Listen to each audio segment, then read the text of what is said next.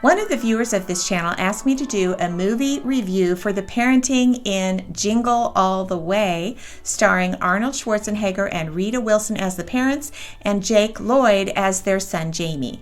My movie reviews are about parenting in movies and what the parents could have done better, what they did wrong, what they did right, and that kind of thing. So let's get started. You will notice that throughout this film, the parents have a problem with the 3 P's of parenting: promises, procrastination, and priorities, especially the dad. Right at the beginning of the film, the mom makes her first mistake. She assures her son that his father will be there for his class, his self-defense class. He's going to be getting his next step up, his next belt, and she makes sure that her son realizes his father will be there. This is like making a promise to him that she can't fulfill herself. And she already knows the father has made the mistake of not showing up at the child events in the past. So it seems like a bad idea to make an assurance like that to her son. Thank you, Turbo Man. You can always count on me. Hey, Jamie, why don't you go upstairs and change, hon? It's almost time to leave. But Dad's not home yet. Now he's probably gonna miss me get my belt. He misses everything. Well, he's not gonna miss this. He's probably just working really hard. In several other videos on this channel and in my book, How to Train Your Child to Behave, it is explained why this is a problem. As a parent, in order to build trust with your child, you don't make promises. You make plans. In this case, she was just assuring him that the father would be there. But the reason you don't make promises is because promises should be very rare and always kept. Instead, you make plans. Plans can change, and that's something that children need to know. The parents in this film seem to not get that concept at all, and they make this mistake several times. You find out quickly that the dad has a real problem with procrastination and priorities. Hello, Mr. Jacobs. Oh, yes, we've been busy, but I like that.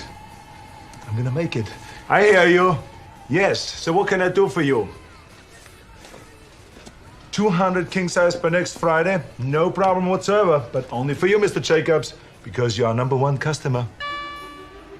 Andrea, hi. Well, if you think the fabric is too dark, then we just recover it. And no extra charge. Well, what do you expect? You're my #1 customer. And don't you forget, you're my #1 customer. You're my #1 customer. Liz, hi, honey. How are you? Howard, where are you? I know, Jamie's karate class. Don't worry. I'll meet you there. I promise. And don't forget, you're my #1 customer. Liz! Look, I didn't mean that. Liz? So dad obviously misses this class that his son is expecting him to be at because he procrastinates and he has his priorities out of order.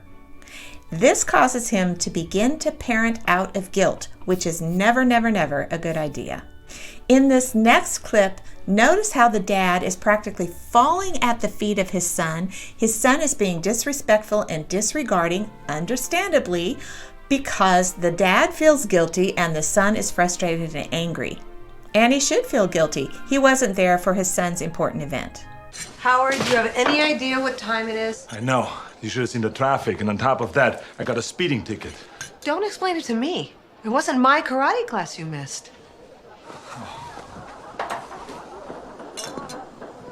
We'll be back right after these messages. Hi, buddy. It's turbo time. Now it's your chance to save the universe with Turbo Man. Battle evil with America's favorite superhero and his sidekick Booster. Jamie, I bought that karate class tonight. I was trying to... Jamie? Jamie, stop! Listen, it was not my fault. Jamie, don't walk away from your father. Now I know the dad is feeling guilty, as he should be, but he should never allow his child to behave so disrespectfully and disregarding, regardless of the circumstances. And this is a really good example of why it's important to put your priorities in order, to not procrastinate when it comes to your child, because you never want to parent out of guilt. So does the dad deserve this kind of treatment? Maybe. But it isn't good for the son to learn that this kind of behavior is acceptable when he's frustrated or angry. There are going to be times when a child grows up and it's not going to have anything to do with the parents and what they've done wrong. They're going to be frustrated and angry for other reasons. Is it okay for them to be disregarding, disrespectful? No, it's not ever okay for them to behave like that. In this case, the son ignores his father's friendly greeting. He walks away when his father's talking to him and when he calls him and asks him to stop. And then he slams the door in his face. All of these things are unacceptable, even if the father was wrong. Now dad is continuing to feel guilty, as he should, but he's handling it in a way to allow his child to continue to be disrespectful. Jamie, can I come in? So, champ, are those hands registered weapons yet?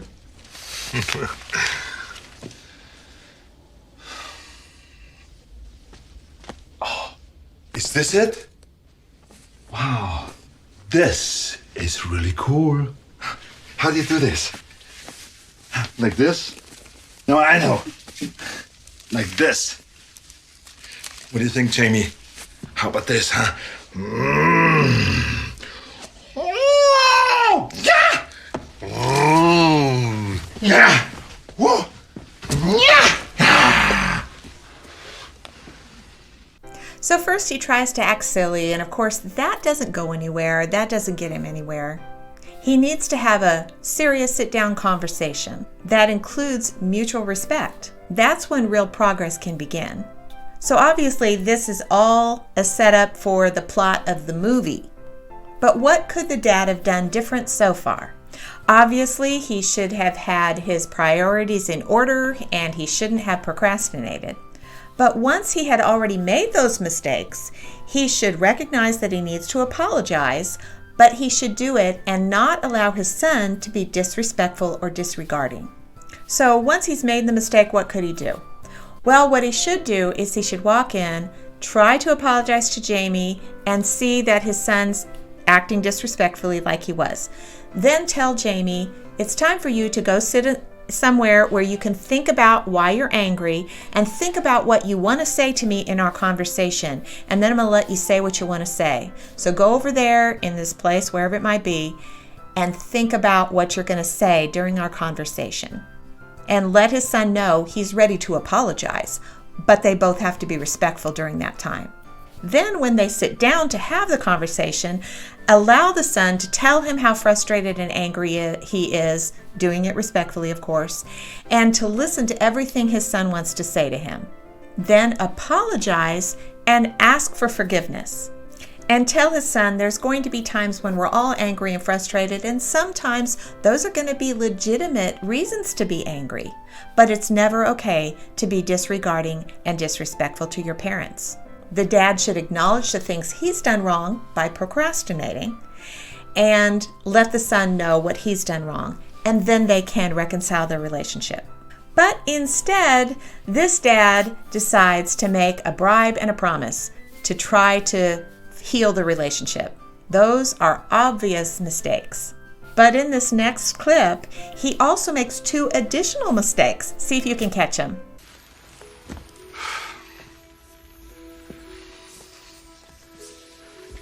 I've done something really stupid today, huh?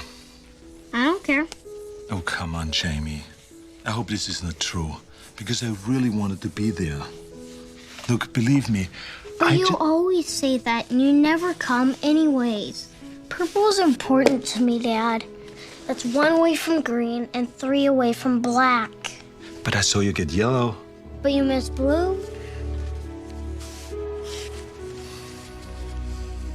You're right. I really blew it. I'm really, really sorry.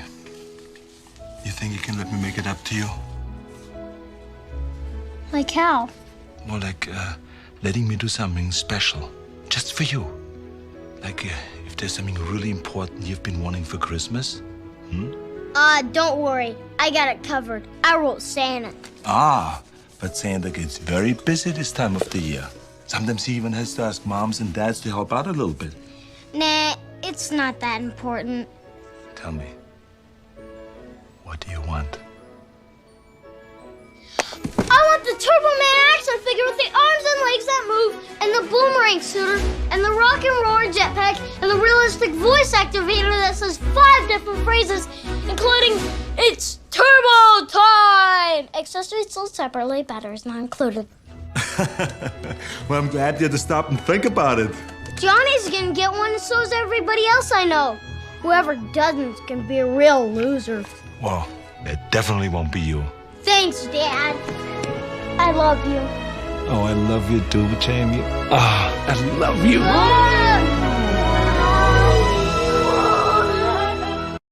Did you catch the 2 additional mistakes the dad made here? One is that he doesn't correct his son's idea that somebody's status, value, or worth hinge on whether or not they have a specific item, whether they possess something or get something for Christmas. Jamie expresses this by saying, "Whoever doesn't get one will be a real loser." Dad completely misses the opportunity to teach his son good character by instilling in him that it isn't about what we possess that tells whether we are a good person, a bad person, a winner, or a loser. Instead, he basically acknowledges this is true by saying, "Well, it's not going to be you." This isn't only solidifying the wrong idea in his mind about that, it also is making another promise. He's promising he's going to be one of those children who gets that toy, when he already knows he doesn't have one. Now, the other mistake that he made, I explain in detail in the video on this channel, What to Tell Your Kids About Santa. Yes, the dad encourages and supports the idea that Santa is real. But this dad doesn't just lie to his son, he also lies to his wife.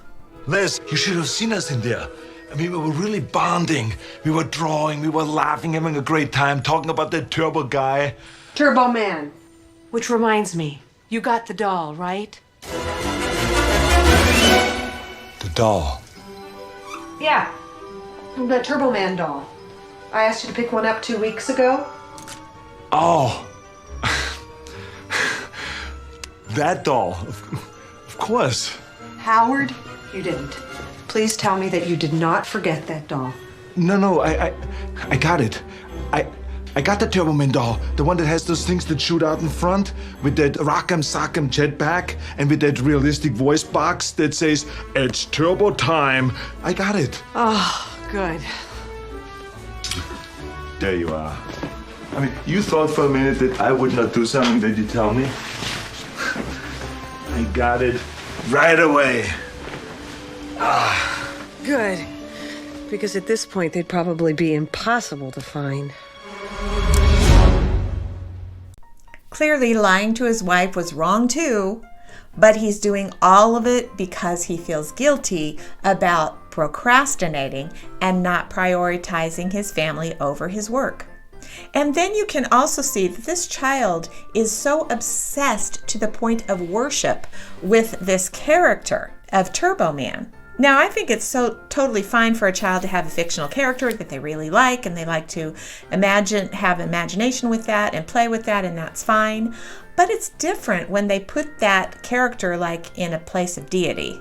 Notice the breakfast cereal box in this next clip. QRS Minneapolis, we'll do the rockin' while you fill the stocking. Oh, wait, hey, whoa, where are you going? I just have to run to the office quickly. That's it. Howard, it's Christmas Eve. You can't be going to the office. I have to pick up the DOLL. I left it there by mistake. Oh, okay. All right. Bye.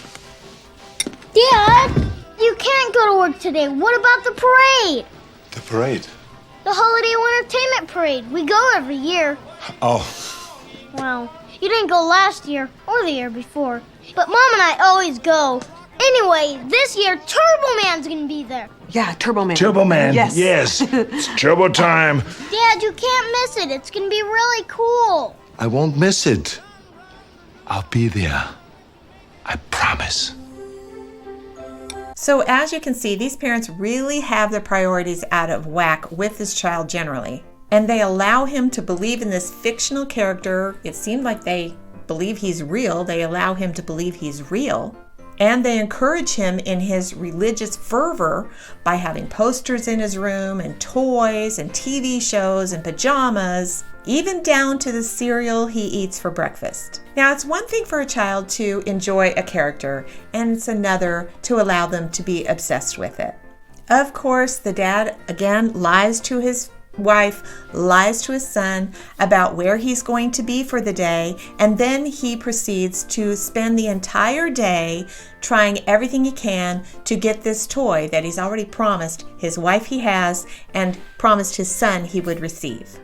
While he's out trying to get this toy that's actually sold out in all the stores, he stops and he calls home and talks to his son. Notice again how the son is allowed to get frustrated and angry, and how the dad also, he loses his temper because of his frustration, again, because he's procrastinated and because he's put his priorities in the wrong place. Hello? Jamie, how are you doing, old buddy? Hi, Dad. I knew you'd call. Hey, listen, let me talk to your mother. You can't. Why not? She's next door petting Ted. She's what? Listen, Dad, are you on your way? The parade's gonna start soon. Jamie, get your mother, please. Well, are you? Am I what? Coming home soon. Yes, immediately. Now, please get your mother. 'Cause, Dad, before you left, you promised that you're gonna be at the parade. You haven't been here all day, so you can't miss it. Jamie, please. 'Cause, Dad, when someone makes a promise, they definitely should keep it. You know, it's like what Turbo Man says. Always keep your promises if you want to keep your friends. Enough! Enough of this Turbo Man, okay? I had it up to here with this Turbo Man. If there's anyone I don't want to have advice from right now, it's Turbo Man. Now, get your mother. I'm sorry, Jamie. Look, I didn't mean... What would you know about keeping your promises? You never keep your promises. You never do anything you say you're gonna do. Ever! Damn you, Howard.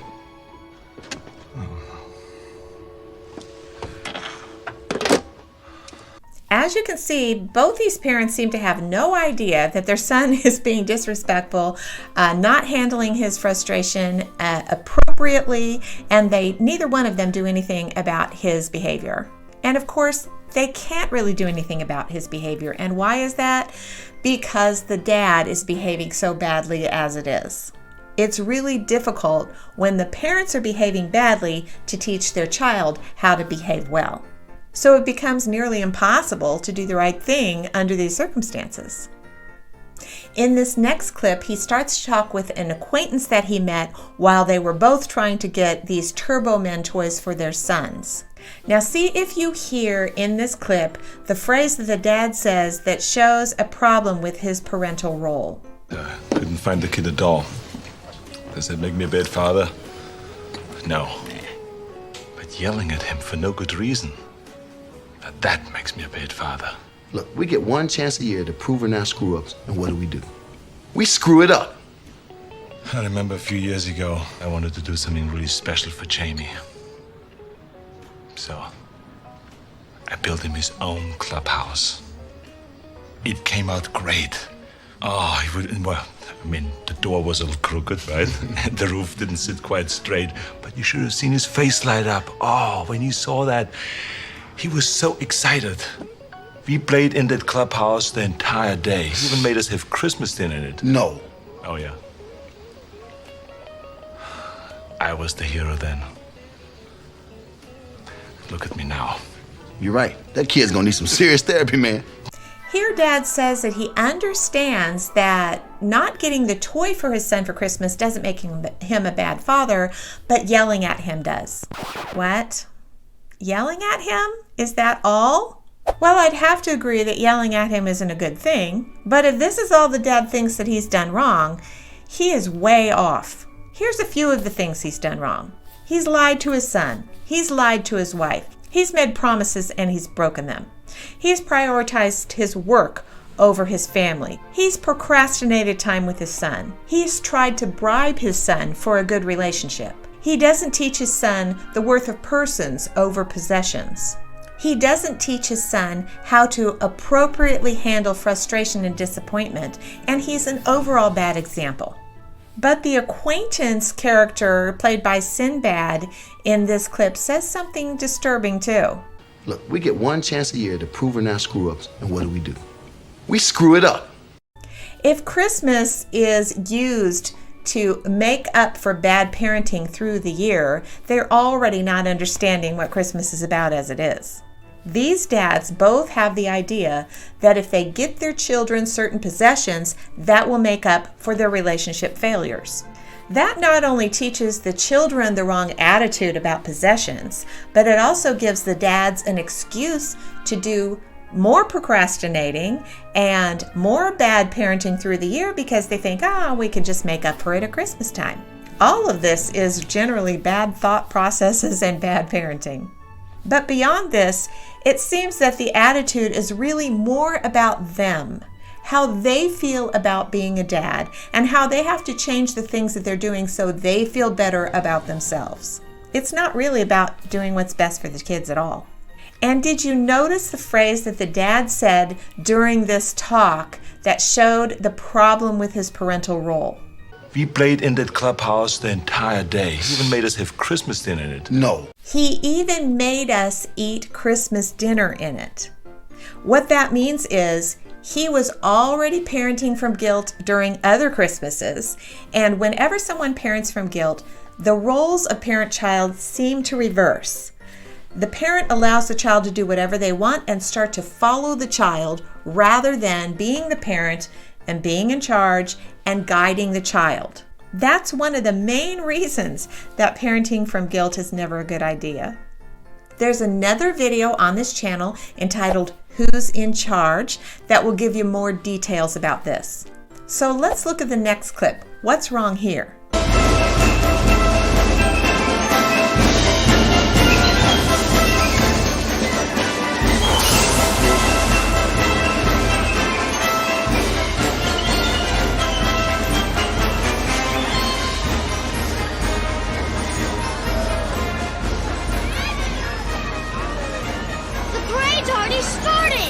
Hey, Dad, there's one in his dad.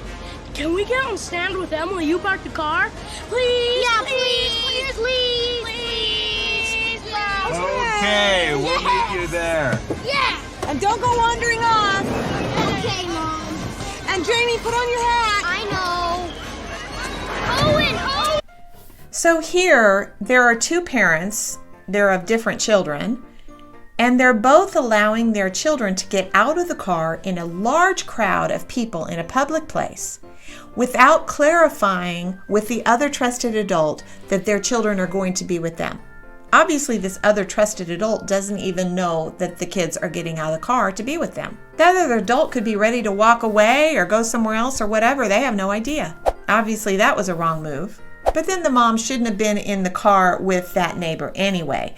There's a side scenario going on during this whole movie that this character is trying to seduce her. And so that's part of the deal that goes on with this scene. But the mom doesn't take that. She isn't interested, fortunately. But she shouldn't have been in the car with him anyway. And if the boys were going to get out of the car, a good mom would have gotten out of the car with them and stood with them in the crowd. So after this, through a series of events that would only happen in a movie of this sort, the dad ends up unwittingly and accidentally becoming the Turbo Man character on the parade float. There he brings his son up to receive the Turbo Man toy. Pick a kid? Pick a kid so he can come up here and get his prize. He's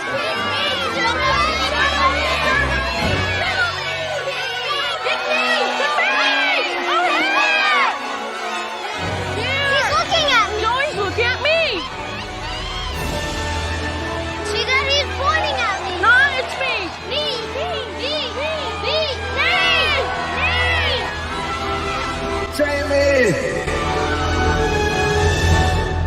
He knows my name.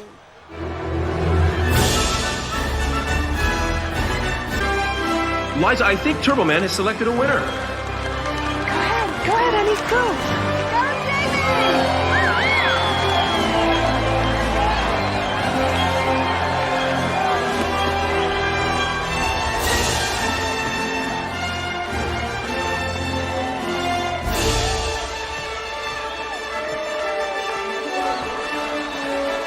Merry Christmas, Jamie.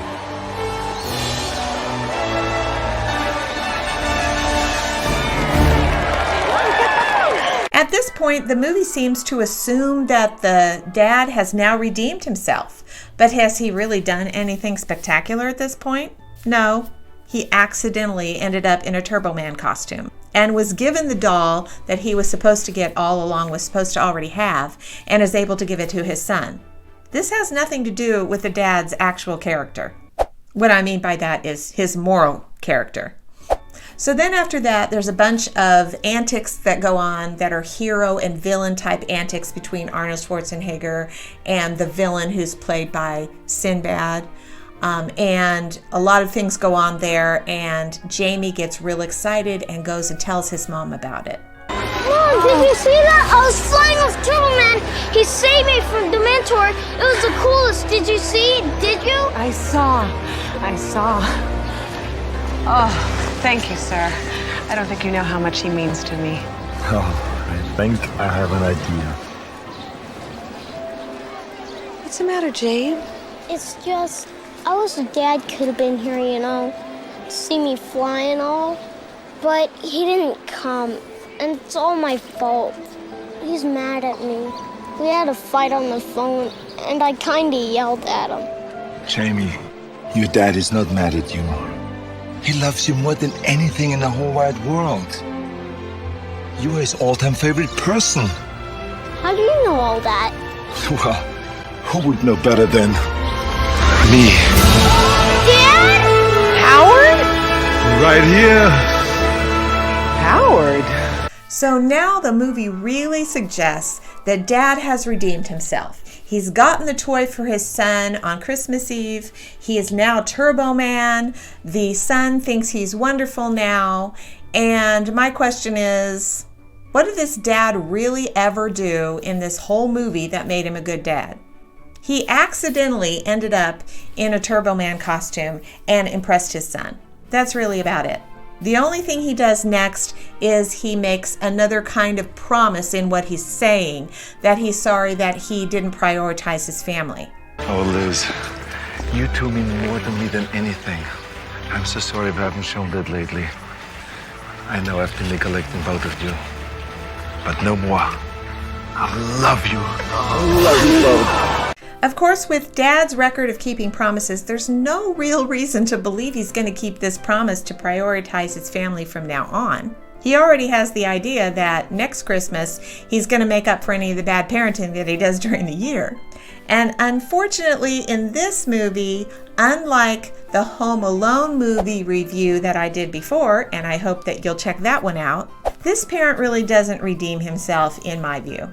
Now, this review was done at the suggestion of one of my viewers. And if there's a review of a movie with some parenting in it that you'd like me to do, I'd love to do it. So just leave a comment below.